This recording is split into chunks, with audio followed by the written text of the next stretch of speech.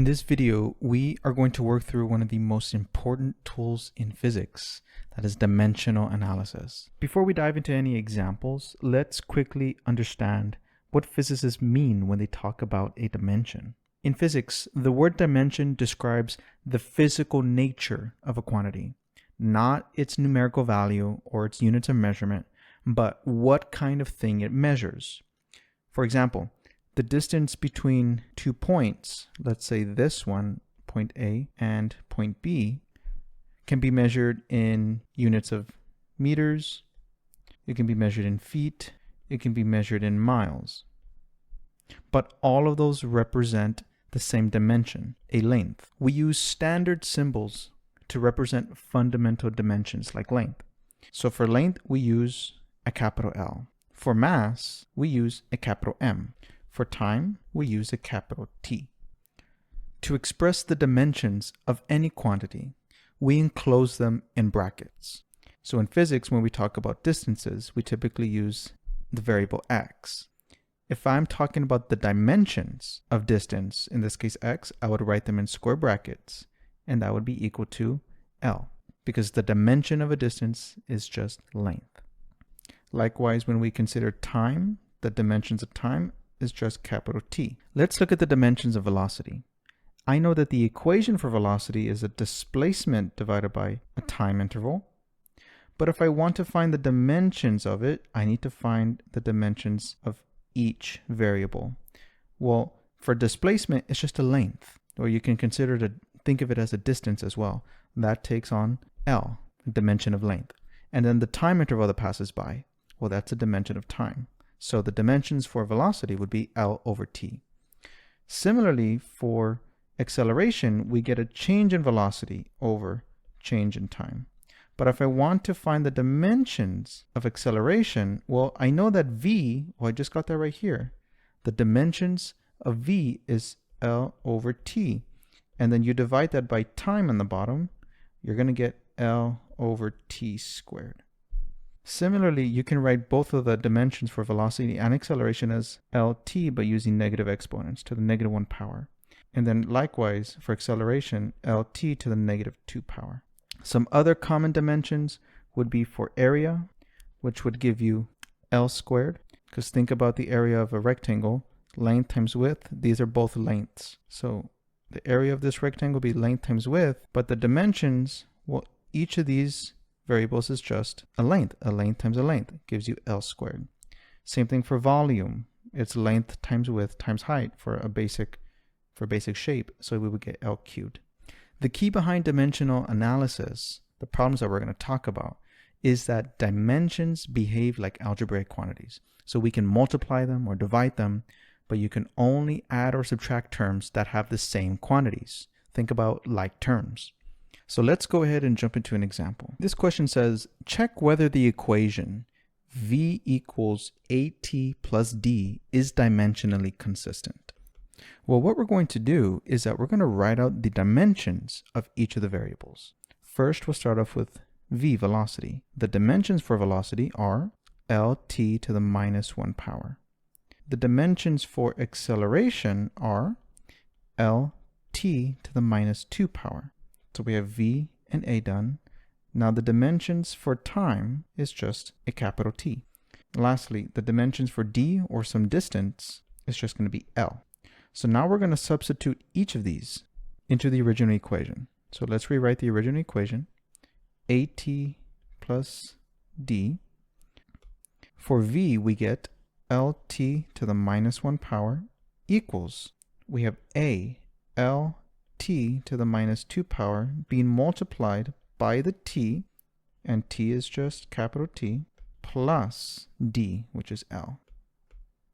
Our goal is to check the validity for this equation. So are they equal? On this right-hand side, I can recognize that this T is to the first power. And when I'm multiplying two powers of the same base, negative 2 and positive 1, I can add by using the following exponent rule. T to the negative 2 power times T to the first power is going to equal to T to the negative 2 plus 1 power. That's going to give me T to the minus 1. So what I do have is Lt to the minus 1 equals, I combine these two together, to be lt to the minus 1, but plus L. I need to carry on the plus L. If you notice, this side is not equal to the left-hand side. Therefore, this equation is not dimensionally consistent. Let's quickly do one where it is consistent. So here we have the equation 1/2 mv squared equals to mgh. And we want to check if it is a dimensionally consistent equation. So what we'll do is that we're going to get the dimensions of each of the variables. So 1/2 we don't need to take the dimensions of because it's just a number, it's a constant. But let's start off with m. The dimensions of mass are capital M, and that covers both of them. The dimensions of v are lt to the minus 1 power. But we have v squared, so we're going to multiply each of those exponents by 2. So we're going to get L squared times t to the minus 2 power. That covers my v. G represents the gravitational acceleration, and we already know acceleration is Lt to the minus 2 power. Then we have h, which represents a height above the ground, which is a form of a distance, so it has dimensions L. Now that I know what each of the dimensions of the variables are, I can plug them back into the equation. So I'm going to not write the 1/2 because it's not going to affect my result. So I'm going to have mv squared equals mgh. So for m, we get dimensions of just capital M. That's this one. For v squared, we get dimensions L squared t to the minus 2 power. That's equal to another m, which is just capital M. Then we get g, which is acceleration, Lt to the minus 2 power, followed by h. That's just L. Well, we can combine like terms here with L and L. And again, here this is L to the first power, L to the first power. So L to the first times L to the first equals L to the 1 plus 1, which is just L squared. So I can rewrite the whole thing. On the left, I have m, L squared t to the minus 2 equals to m. And now I combine those L's, L squared t to the minus 2. What you know is that, or what you can see is that the right-hand side is equal to the left-hand side. Therefore, this equation is dimensionally consistent. Let's move on to a more challenging question. This next question is slightly different compared to the ones that we just talked about. Let's take a quick read. It says the period t of a simple pendulum depends on its length, L, and the acceleration due to gravity, g. Use dimensional analysis to find how t depends on L and g. So here we're not proving an already given relationship. Here we need to find the relationship, only using dimensions. Our first step is that we're going to assume a relationship. So we're going to begin with t. We're finding how t depends on other things. We have L and g. What we're going to do is that we are going to introduce a dimensionless constant, k. This is a standard procedure because dimensional analysis will give us the relationship between the variables, but we cannot assume that the constants are equal to 1. For example, in our previous one, the equation for the conservation of energy has a 1/2 built into it. Notice that we didn't need to consider that when we were doing the dimensional analysis, but there is a constant that exists there. And so we go ahead and what we do is that we fill in the spot and we give it a dimensionless constant k. This constant k is found through experiment, not through dimensional analysis. Here's the second thing that we need to do. We want to find how many L's and how many G's essentially are related to the period of a simple pendulum. So we're going to write L to the a power and G to the b power. At this moment, the exponents a and b are simply just placeholders. Our second step is to substitute dimensions. So the period is just a measurement of time, as you'll learn later in your physics class, or if you haven't learned that already. So the period is simply just time. We have the dimensions of length, which is just length. And then g, that represents acceleration, that has dimensions L, t to the minus second power. What we're going to do next is that we're going to substitute these dimensions into our assumed equation. So the dimensions for the period is just time. The dimensions for the length of the string is just L to the a power. And then the dimensions for the acceleration are L times t to the minus 2 power, but that g is raised to the b power. So what we do when we have a power to a power is that we're going to multiply each of the exponents, here's an invisible one, by the b. And what we're going to get as a result is the following. T equals L to the a power multiplied by L to the b power times t to the minus 2b. If you notice, we have a common base here. And when we have a common base, we can combine them together. So I'm going to get t equals L to the a plus b times t to the minus 2b power. Next, we're going to compare the powers of L and T on the left-hand side and the right-hand side of the equation. So on the left-hand side, notice, is there an L? No. So we can rewrite that as L to the 0 power and then times T to the first power because there's an invisible exponent 1 there. And on the right-hand side, we have what we have, L to the a plus b times T to the minus 2b. Well, if we want this equation to be equal, well, it needs to be equal on both sides. So a plus b must be equivalent to 0. And then negative 2b must be equivalent to 1. And this is going to give us a system of equations. So a plus b, the exponents for L, they must match. That must be equal to 0. Then the exponents for t, they must also match. Negative 2b equals to 1. If we solve, we can solve for b. We're going to get negative 1/2. And we can plug that into the first one. If I have a minus 1/2 equals to 0, then I can solve that for a, and I'll get a equals to 1/2. Because 1/2 minus 1/2, that does equal to 0. So I get a equals to 1/2, and b equals to negative 1/2. So here's what that means. I can go back to my original equation, and I can plug in these powers. So I'm going to get the period is equal to some constant k times t to the 1/2 power times g to the negative 1/2 power. Sorry, this is an L. L to the 1/2 power.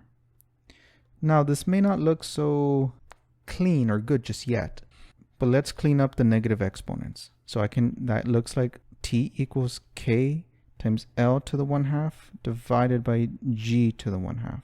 Well, anything to the 1/2 power is the same thing as taking the square root. So what that looks like is k times the square root of L divided by the square root of g. And because I have these two square roots being divided by one another, I can go ahead and combine them together.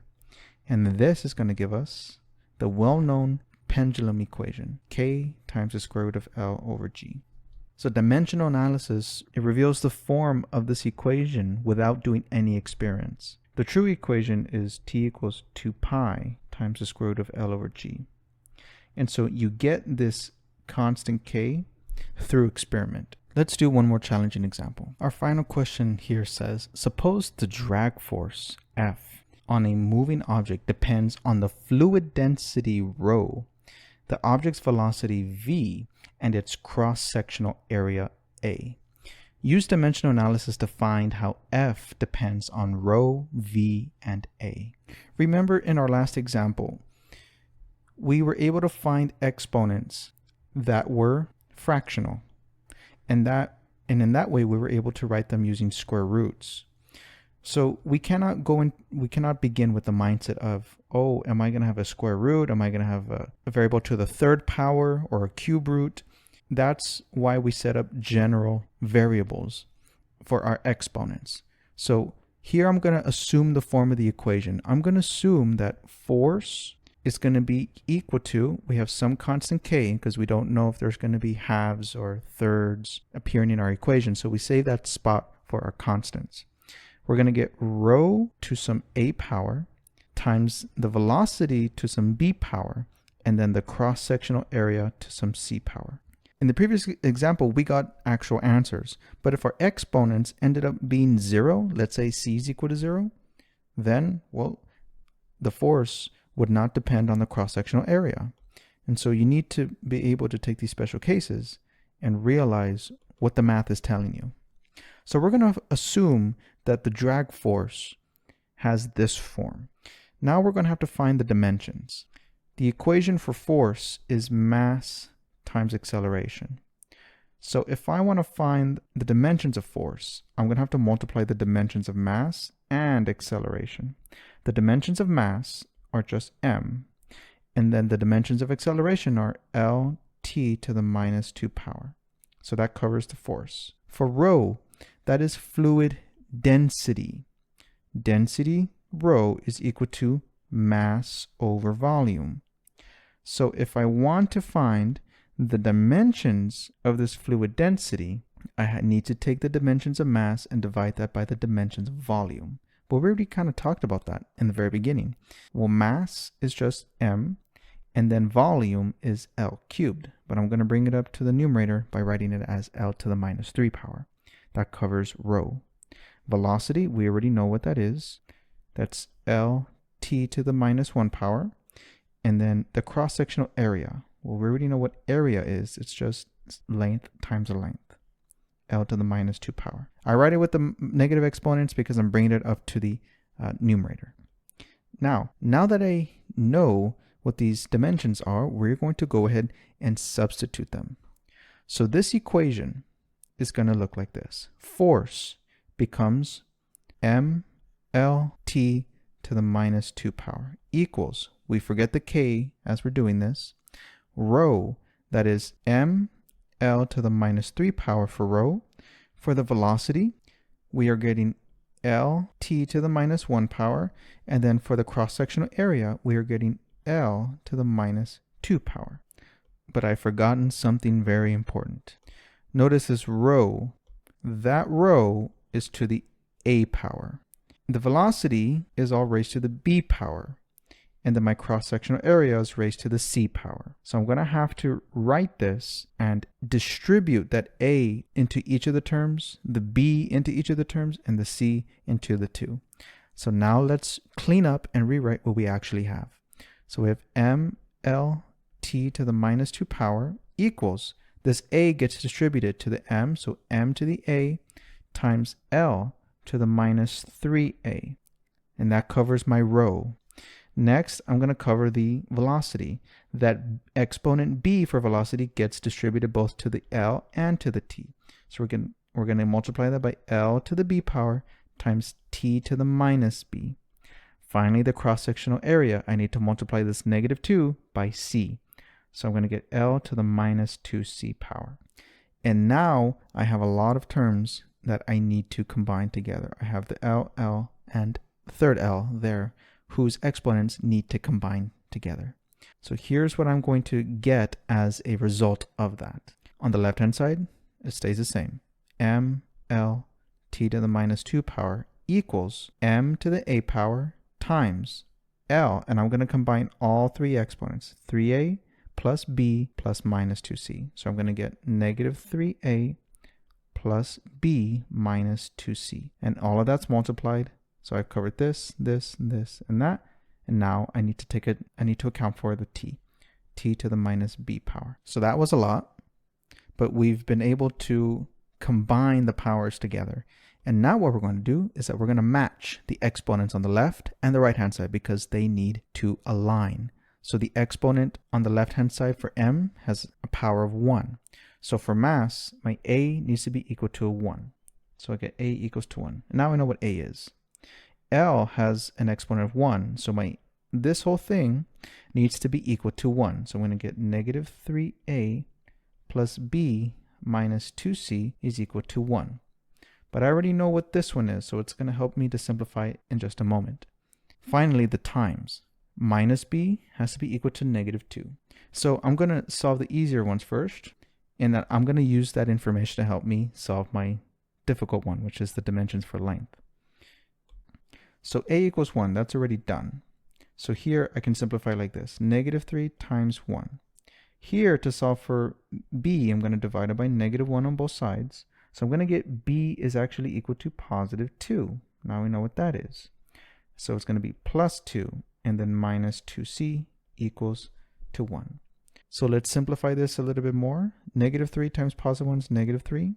Plus 2 minus 2c equals to 1. Negative 3 plus 2 is negative 1. Minus 2c equals to 1. I'm going to add 1 to the other side to cancel it out. Minus 2c equals to 2 divided by negative 2. I'm going to get c equals to negative 1. I'm sorry, I've made a mistake. The cross-sectional area is positive 2. But don't worry, even though we've done so much work, it doesn't change it by much. This should remain positive. This should remain positive. This should remain positive.